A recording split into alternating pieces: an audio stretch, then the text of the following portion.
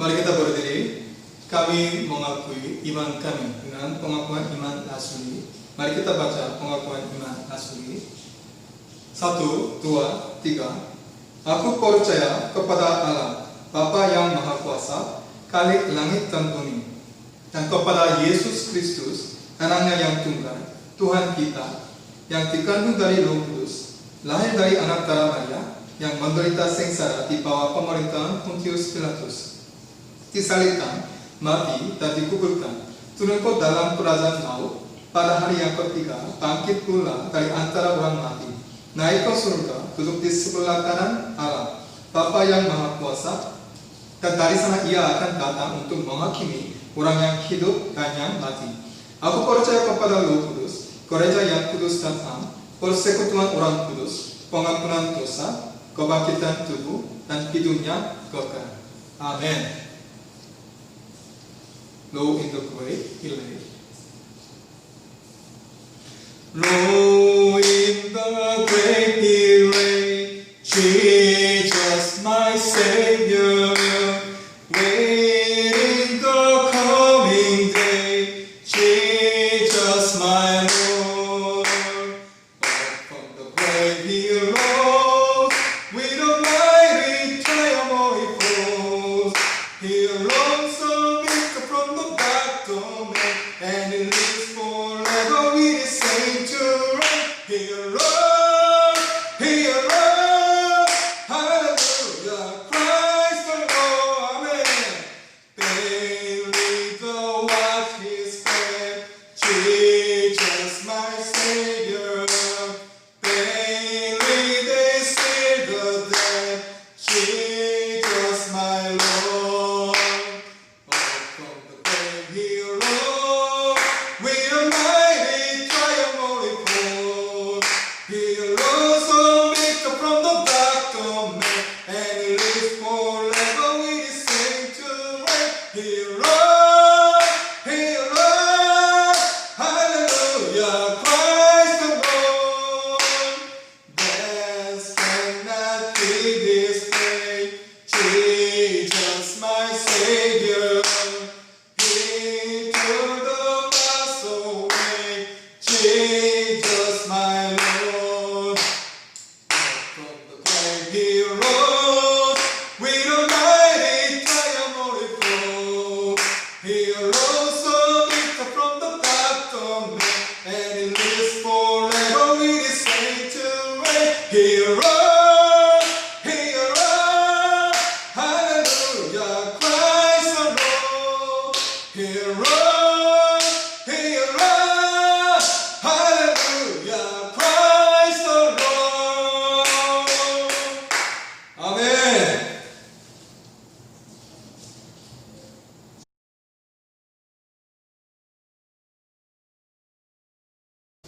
Thine is the glory. Thine be the glory. Listen, conquering song. And this is the victory, though our death has won. Angels sing bright layman, Lord the storm away. Kept the folded great post, where thy body lay. Thine be the glory, listen, conquering song. And this is the victory, though our death has won.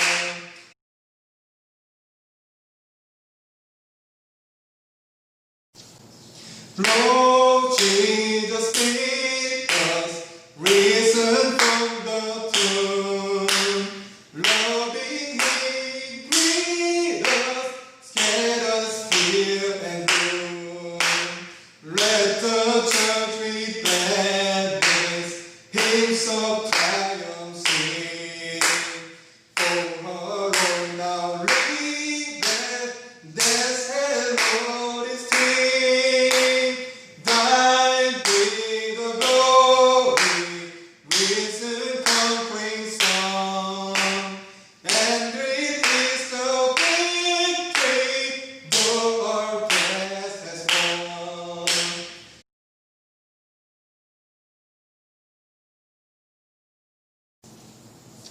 No more without thee, glorious dawns of life. Life is no without thee, aid us in our strife. Make us more than conquerors through thy death with love. Bring us safe through Jordan to thy home above. Thy feet adoring, risen conquering song. And this is the victory, though our death has won. Thy feet adoring, risen conquering song. And this is the victory, though our death has won. 아멘. Mari kita berdoa. Saya berdoa dalam bahasa Korea. 주님 감사합니다. 오늘 이렇게 부활 주여 허락해 주셔서 감사합니다. 하나님 십자가에서 죽으시고 또 무덤에 계셨고 또 부활하신 주님, 제가 부활하신 주님을 찬양합니다. 십자가를 통과하셔서 다시 부활하신 주님, 저희가 그 예수님을 쫓기를 원합니다. 하나님, 정말 하나님의 아들 되시고 정말 하나님이심을 이 부활을 통해서 보여주셨습니다. 하나님 감사합니다.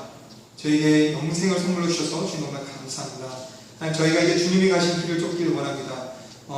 십자가를 통과해서 주님과 함께 부활하길 원합니다. 주님 감사합니다. 하나님 오늘 저희가 말씀을 나눌 때 하나님 저희의 마음을 열어주셔서 하나님의 말씀을 깨닫고 또 그 말씀대로 살아갈 수 있는 저희가 될 수 있도록 주여 붙들어 주시길 원합니다. 아버지 감사합니다. 늘 함께 하시니 감사합니다. 이 모든 말씀 살아계신 우리 주 예수 그리스도의 이름으로 기도드립니다. 아멘. Selamat hari Minggu, saudara-saudari. Bahkan jika kita berada dalam situasi di mana kita tidak dapat beribadah bersama sekarang, Tuhan kita, Dia telah dibangkitkan. Tuhan kita, Dia telah dibangkitkan. Amin. Haleluya. Tuhan start menang. Amin. Saya sedang bertemu dengan Anda sekalian lagi hari ini. Saya ingin mengucapkan syukur kepada Tuhan. Yesus disalibkan dan dikuburkan di bawah judul bersalah Raja orang Yahudi. Namun dia tidak bisa dikuburkan persis seperti pernyataannya sendiri, akulah kebangkitan dan hidup. Yesus mematahkan kuasa maut dan bangkit kembali. Sekarang secara manusia telah berubah.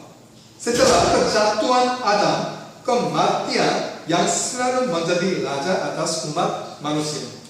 Namun dengan kebangkitan Yesus Kristus mau serahkan tempat raja. Umat manusia yang menaati kuasa maut dulu sekarang menjadi bebas dari kuasa maut karena Kristus yang telah bangkit. Kita sekarang dapat memerintah seperti raja dalam kehidupan. Kebangkitan Yesus adalah landasan iman Kristen dan merupakan peristiwa penting. Jika Yesus menderita penyaliban dan tidak bangkit kembali, kematian Yesus tidak akan berbeda dengan kematian para pendiri dan pemikir moral dari banyak agama asing dalam sejarah. Yesus bukan satu-satunya manusia tanpa kesalahan. Dia adalah Tuhan. Dia tidak mungkin terbunuh selamanya. Segera Yesus mengatasi kematian dan dibangkitkan. Itu adalah kesaksian bahwa Yesus adalah anak Allah dan Yesus adalah juru selamat yang sejati. Dan itu adalah bukti kebenaran dari semua perkataan Yesus. Karena itu kami senang dan berharap ketika menghadapi kisah kebangkitan Yesus ini. Makna kebangkitan Yesus tidak berakhir dengan peristiwa itu sendiri. Itu berarti kebangkitan orang kudus kita yang akan berada di akhir zaman dunia ini. Ya benar. Karena kita memiliki tubuh yang terkontaminasi oleh dosa. Kita tidak punya pilihan selain mati secara fisik. Namun di masa depan kita akan mengikuti Yesus dan memakai tubuh yang sama sekali baru dan bangkit kembali. Jika tidak ada kebangkitan seperti itu, perbedaan antara iman Kristen dan agama-agama lain adalah hanya bentuk.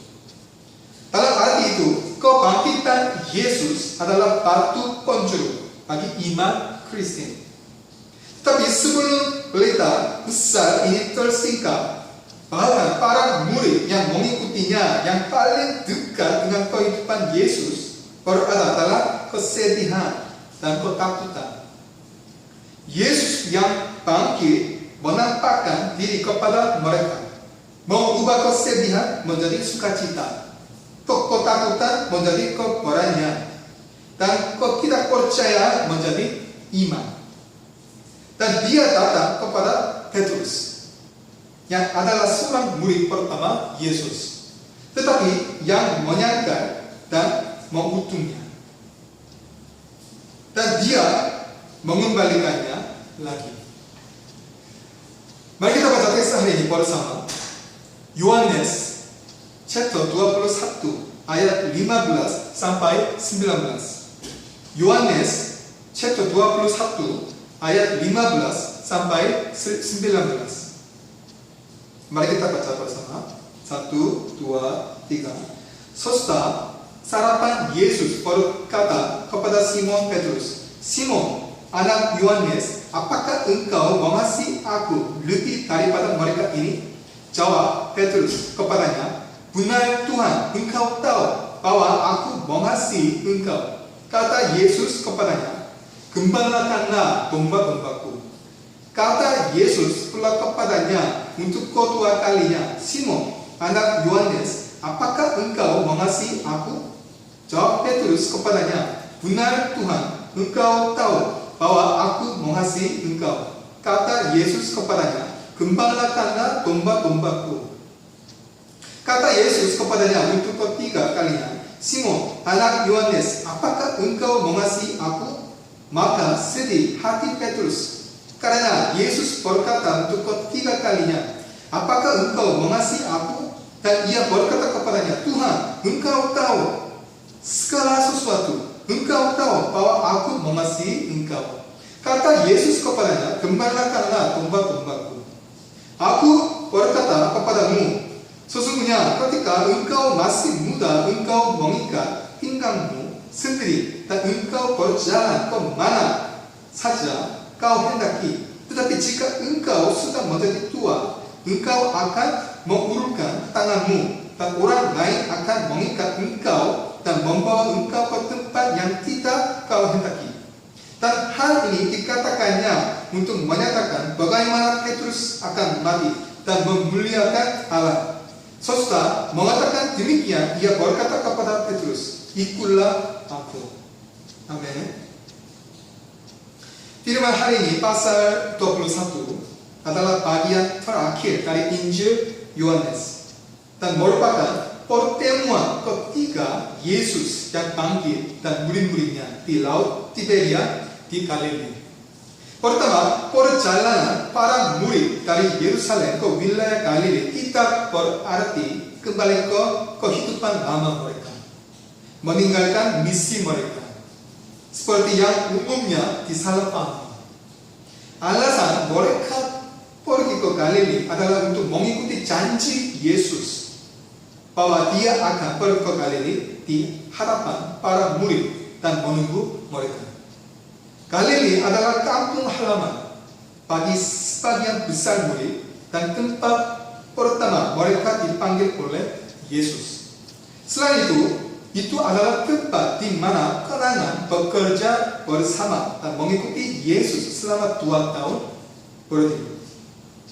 Mungkin alasan untuk Yesus ingin bertemu lagi dengan para murid di Galilea adalah untuk mengingatkan mereka akan masa-masa indah awal bersama Yesus. Atau Yesus mungkin ingin membuat murid-muridnya memulihkan cinta pertama mereka ketika mereka pertama kali bertemu Yesus. Bahkan pemandangan dalam paragraf pertama bab ini ayat 1 sampai 14 sangat mirip dengan ketika para murid pertama kali mengikuti Tuhan. Mereka bekerja sangat keras malam itu, tetapi mereka tidak menangkap apa-apa pada awal. Namun mereka menangkap banyak ikan sebagai hasil dari melemparkan cara berdasarkan firman Tuhan. Situasinya sangat mirip. Mereka bertemu Yesus kebangkitan di Yerusalem dan sedang menunggu untuk bertemu Yesus lagi di Galilea. Tetapi para murid belum menemukan cara hidup yang spesifik. Petrus mengusulkan, "Aku akan pergi untuk memancing." Dan murid-murid lainnya setuju. Ini mencerminkan kenyataan menyedihkan bahwa para murid belum bergula dengan masalah-masalah masa depan dan harus segera menyelesaikan masalah mata pencaharian mereka. Tentu saja ini tidak berarti bahwa para murid telah kembali ke kehidupan lama mereka. Ini harus dilihat sebagai mencerminkan kondisi para murid yang cemas tentang masa depan yang belum pasti sebelum janji Tuhan. Dalam situasi ini, Yesus datang kepada Petrus. Petrus telah melakukan dosa besar dengan menyangkal Yesus 3 kali. Dosa Petrus tidak pernah cukup ringan sehingga keempat Injil melaporkan kasus penolakan Petrus. Namun penulis buku ini menunjukkan bagaimana Petrus memulihkan hubungan cintanya dengan Yesus melalui pertemuan dengan Yesus yang telah bangkit di pantai Tiberia. Lebih jauh, Yesus sendiri dengan jelas menyatakan bahwa dia memberi Petrus misi untuk gembalakanlah domba-dombaku. Artikel tentang Petrus ini lebih dari sekadar memulihkan status pribadi Petrus dan dengan indahnya menyajikan rahmat pengampunan Tuhan yang tak terbatas. Pada saat yang sama, itu menunjukkan bagaimana kuasa kasih Tuhan memulihkan orang percaya yang lemah untuk bangkit dari frustrasi. Setelah itu, Petrus menjadi martir di Roma. Setelah melayani gembalakan domba-domba Tuhan.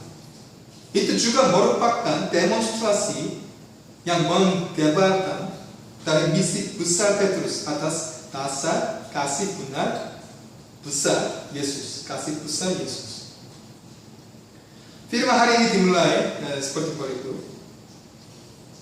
Sesudah sarapan, Yesus berkata kepada Simon Petrus, "Simon, anak Yohanes, apakah engkau mengasihi aku lebih daripada mereka ini?" Jawab Petrus kepadanya, "Benar Tuhan, engkau tahu bahwa aku mengasihi engkau." Kata Yesus kepadanya, "Gembalakanlah domba-dombaku." Di awal paragraf ini, Yohanes, penulis buku ini, memulai dengan merujuk pada kasus saat mereka sarapan. Jadi, sekali lagi, setelah ayat 12 dan 13, Yohanes menekankan bahwa mereka terjalin ke dalam kasih yang membentuk komunitas meja makan bersama Yesus. Nah, kita mengatakan, Yesus berkata kepada Simon Petrus, "Simon, anak Yohanes." Simon, anak Yohanes. Simon Petrus, sebagaimana disebutkan di atas, adalah nama yang digunakan oleh orang-orang untuk memanggil Petrus secara objektif. Di sisi lain, Simon, putra Yohanes, Simon, anak Yohanes, yang digunakan secara langsung oleh Yesus adalah ekspresi Yesus dengan perasaan cinta kepada Simon. Panggilan lembut Yesus kepada Petrus menegaskan kepercayaan yang mendalam antara dirinya dan Petrus. Secara khusus, panggilan ini digunakan ketika Yesus pertama kali bertemu Petrus. Dan waktu itu Yesus memanggil Petrus sebagai nelayan yang harus memimpin jalan keselamatan. Panggilan ini akan mengingatkan Petrus akan gairah dan misinya sebagai rasul baginya. Alkitab mengatakan, Simon anak Yohanes, apakah engkau mengasihi aku lebih daripada mereka ini? Yesus bertanya kepada Simon anak Yohanes. Representasi waktu yang digunakan dalam bagian ini tip skala. Cinta yang Yesus minta kepada Petrus tidak terfokus pada mengejar masa lalu. Juga tidak fokus pada masa depan yang bertanya bagaimana Petrus akan mengasihi Yesus di masa depan. Tentu saja pertanyaan Yesus dalam teks ini juga termasuk teguran untuk kegagalan Petrus yang tidak menepati kasih bagi Yesus sendiri di masa lalu. Ada juga sisi untuk awal yang baru bahwa Petrus harus mencintai Yesus di masa depan. Tetapi di atas semua itu, apa yang Yesus ingin konfirmasi kepada Petrus adalah sekarang apakah kamu mencintai? Sekarang apakah kamu mencintai? Yesus bertanya, sekarang. Itu penting. Dalam kehidupan kita, penting juga untuk bertobat bahwa kita telah mengasihi dunia atau diri kita lebih daripada Tuhan di masa lalu. Demikian juga penting juga untuk membuat komitmen yang kuat tentang bagaimana hidup di masa depan. Tetapi yang terpenting dari semuanya, pada saat berdoa, pada saat melakukan pekerjaan, hiduplah sebagai orang yang penuh kasih, yang mengasihi Tuhan dari pusat hatiku dengan cinta sejati. Alkitab mengatakan, engkau mengasihi aku lebih daripada mereka ini. Ia bertanya, apakah kasih Petrus bagi Yesus lebih besar daripada kasih murid-murid lain kepada Yesus? Dalam Yohanes chapter 13 ayat 37 dan Markus chapter 14 ayat 29, Petrus meyakinkannya bahwa ia tidak akan pernah meninggalkan Yesus, bahkan jika orang lain telah meninggalkan Yesus. Pertanyaan dari Yesus ini mungkin mengingatkan Petrus tentang janji itu. Setelah janji Petrus, Yesus berkata bahwa Petrus akan menyangkal dirinya 3 kali. Dan Petrus sebenarnya menyangkal Yesus 3 kali. Untuk membantu Petrus memperbaiki kesalahannya pada waktu itu, Yesus bertanya 3 pertanyaan, apakah cinta Petrus kepadanya lebih besar daripada cinta orang lain. Yesus tampaknya telah mengajukan pertanyaan ini untuk memulihkan kerasulan Petrus sebagai murid Yesus. Kita mengatakan, benar Tuhan, engkau tahu bahwa aku mengasihi engkau. Petrus menjawab seperti itu. Di sini penggunaan kata ganti orang kedua, engkau, menunjukkan 2 fakta. Pertama, ini menunjukkan bahwa hubungan antara Petrus dan Yesus sangat dekat. Kata Tuhan adalah nama resmi untuk menekankan hubungan antara guru dan murid. Namun kata engkau dalam teks asli adalah judul yang menekankan keintiman yang dapat digunakan lebih dekat. Kedua, dalam bahasa Yunani, meskipun kata kerjanya berisi subjek, kata ganti orang digunakan secara terpisah. Dalam kasus teks ini, bahasa asli yang bersesuaian dengan engkau tahu adalah kata kerja orang kedua. Jadi tidak perlu menulis subjek kata ganti secara terpisah.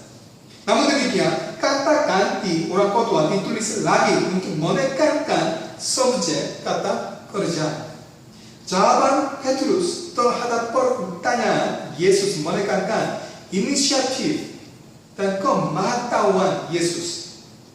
Di sisi lain, bahasa asli engkau tahu dalam teks yang digunakan berulang kali dalam ayat 16 adalah oida. Namun, bahasa asli engkau tahu yang digunakan dalam ayat 17 adalah ginesko. Oida menekankan aspek pengetahuan intuitif. Di sisi lain, ginesko menekankan aspek pengetahuan melalui pengalaman. Dengan demikian, jawaban Petrus dalam teks dan ayat 16 berarti bahwa Petrus mengasihi Yesus dengan pengetahuan intuitif. Tetapi jawaban ketiga dalam ayat 17 berarti bahwa Petrus mencintai Yesus sebagai pengalaman selama bertahun-tahun bersama Yesus. Alkitab mengatakan, Yesus mengatakan, gembalakanlah domba-dombaku. Dalam ayat ini itu muncul sebagai domba muda dalam bahasa asli, tetapi dalam ayat 16 dan 17 itu hanya muncul sebagai domba. Latar belakang dari kata-kata ini dapat dilihat untuk menunjukkan makna bahwa dia sebagai orang kudus pada awalnya masih muda, tetapi kemudian menjadi dewasa secara rohani.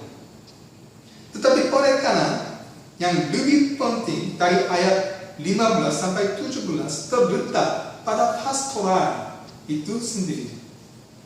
Tujuan panggilan Yesus kepada murid-muridnya adalah untuk menjadikan mereka penjara manusia dalam Matius chapter 4 ayat 19. Namun teks menunjukkan bahwa kita perlu merangkak lebih jauh. Karena misi para murid bukan hanya untuk menginjil orang, tetapi juga untuk merawat jiwa mereka sehingga jiwa yang diinjili dapat tumbuh dengan baik. Di Matius chapter 28 ayat 18 sampai 20, perintah Allah tentang misi berakhir dengan pendidikan dan latihan. Di Markus chapter 16 ayat 14 sampai 18, perintah Allah tentang misi berakhir dengan penyembuhan dan mukjizat. Juga di Lukas chapter 24 ayat 46 sampai 49, perintah Allah tentang misi berakhir dengan pertobatan dan pengampunan dosa. Akhirnya dalam Injil Yohanes, perintah Allah tentang misi berakhir dengan penggembalaan yang dapat dilihat sebagai mencakup semua hal di atas. Penggembalaan.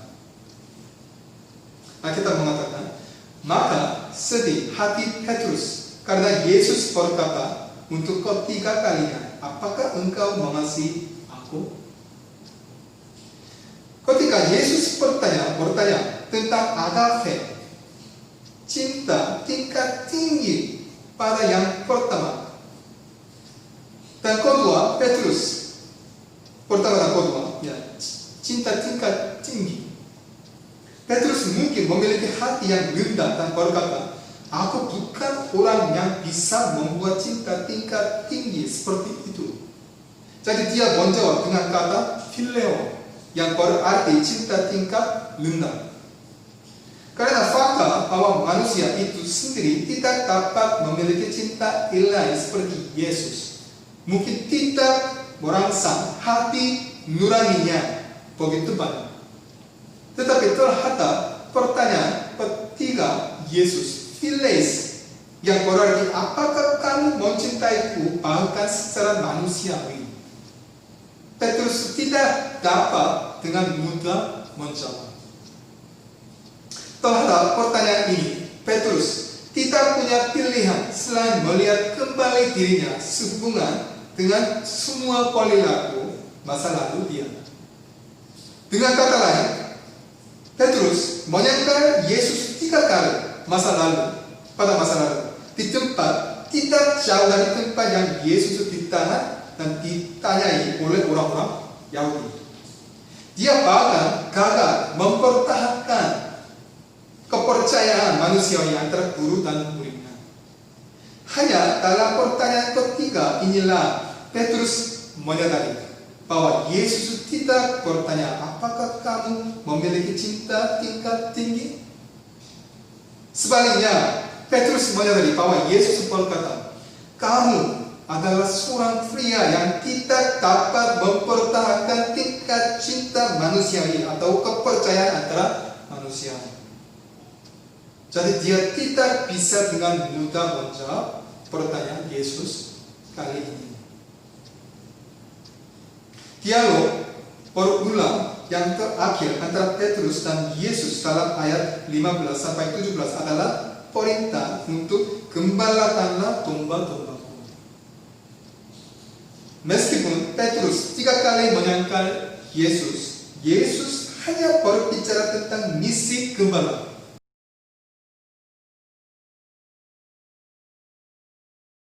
Alkitab mengatakan, tetapi jika engkau sudah menjadi tua, engkau akan mengulurkan tanganmu, dan orang lain akan mengikat engkau dan membawa engkau ke tempat yang tidak kau hendaki.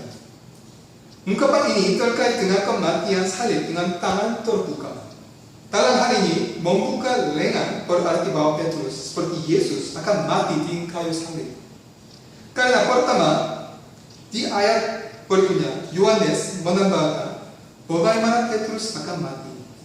Kalimat ini harus dilihat sebagai prediksi untuk kematian Petrus. Kedua, kata-kata Yesus, ikutlah aku, di Palu kedua ayat 19 terhadap Petrus dapat dipahami berarti Petrus harus mengikuti kematian Yesus di kayu salib. Akhirnya, kita mengatakan, ikutlah aku. Yesus mengatakan, ikutlah aku.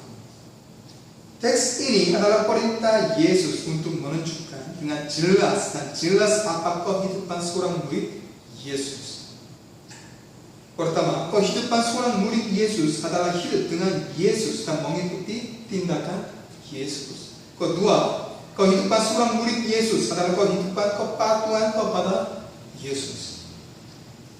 Pada chapter 13 ayat 36, Petrus berkata dia akan mengikuti Yesus, tetapi Yesus berkata kepada Petrus, kamu akan ikut aku, bukan sekarang, kamu akan ikut aku. Mengikuti Tuhan juga tidak menjadi kehendak seseorang. Itu dimungkinkan oleh kuasa Allah atas panggilannya. Karena itu tidak dapat ditangani dengan usaha manusia. Itu hanya mungkin ketika Anda mengikuti Yesus dengan izin Tuhan. Hari ini kami beribadah bersama. Hari Minggu ini adalah Minggu Kebangkitan. Yesus mati di kayu salib dan dibangkitkan hari ini. Haleluya. Dia menegaskan bahwa dia bukan hanya orang yang agung, tetapi juga anak Allah. Kemudian Yesus datang kepada Petrus. Yesus datang kepada kami. Yesus datang kepada Ibu Ratna. Yesus datang kepada aku. Yesus datang kepada Liana. Yesus datang kepada saya. Petrus yang menyangkal Yesus 3 kali. Seperti kami. Itu seperti bentuk kita yang sangat lemah sehingga mudah jatuh. Dan Yesus mengembalikan Petrus lagi. Yesus memulihkan Petrus yang berkecil hati waktu itu, dan Yesus juga memerintahkan Petrus untuk mengikuti Yesus. Petrus yang tidak memiliki pemahaman yang jelas tentang salib Yesus sebelumnya pasti menyadarinya sekarang. Dulu dia tidak bisa mengerti maksud kayu salib, tapi sekarang dia pasti menyadarinya. Dia menyadari apa arti salib Yesus. Sebelum kebangkitan Yesus ada salib Yesus. Jadi kayu salib dulu, kemudian kebangkitan. Petrus menyadari bahwa ada kebangkitan hanya ketika dia melewati salib. Yesus menunjukkan dirinya. Yesus yang dibangkitkan di sini hari ini juga berbicara kepada Anda. Apakah kamu mencintaiku? Tiga kali Yesus bertanya. Kemudian Yesus mengatakan, gembalakanlah domba-dombaku. Gembalakanlah domba-dombaku. Kemudian Yesus mengatakan, akhirnya ikutlah aku. Ikutlah aku. Terima kasih. Mari kita berdoa. Saya berdoa dalam bahasa Korea. Mari kita berdoa. 주님 감사합니다. 하나님 이 부활주일 예배로 또 함께 하시며 주님 감사합니다. 오늘 말씀을 나눴습니다. 부활하신 주님, 그 부활 이전에 십자가가 있었으면 제가 다시 한번 기억하게 됩니다. 그 십자가를 통과해야지만 부활이 있음을 다시 한번 깨닫게 됩니다. 그 십자가를 통과하기 이전에 베드로는 그 십자가에 대해서, 예수님의 십자가에 대해서 전혀 이해하지 못했습니다. 하지만 예수님의 십자가와 부활을 경험한 그 베드로는 예수님에 대해서, 예수님의 사역과 예수님이 오신 목적에 대해서 분명히 이해하게 되었습니다. 그런 대답하기가 힘들었습니다. 주저했습니다. 하지만 결단했습니다. 예수님의 제자가 되기로, 예수님을 따르기로 결단했습니다. 하나님, 저희 오늘 부활하신 주님을 기억하고 예배드릴 오늘 그 부활하신 주님을 따르기를 원합니다. 하지만 무엇보다 그 부활 이전, 예수님의 부활 이전에 십자가가 있었음을 저희 하여금 기억하게 해주시기 원합니다. 아버지 감사합니다. 저에게 말씀해 주셔서 감사합니다. 이 말씀을 또 가슴에 품고 또 살아가기 원합니다. 아버지 감사합니다. 이 모든 말씀 살아계신 우리 주 예수 그리스도로 기도드립니다. 아멘.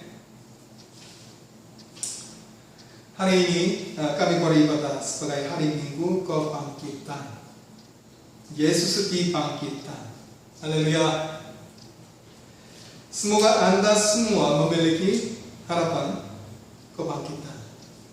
Walaupun situasinya sulit sekali. Karena virus corona.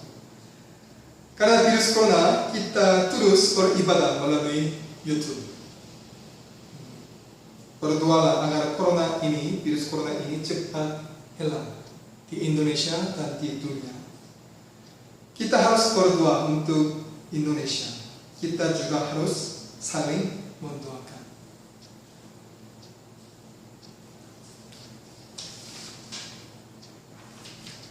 Nah, itu saja. Mari kita berdiri.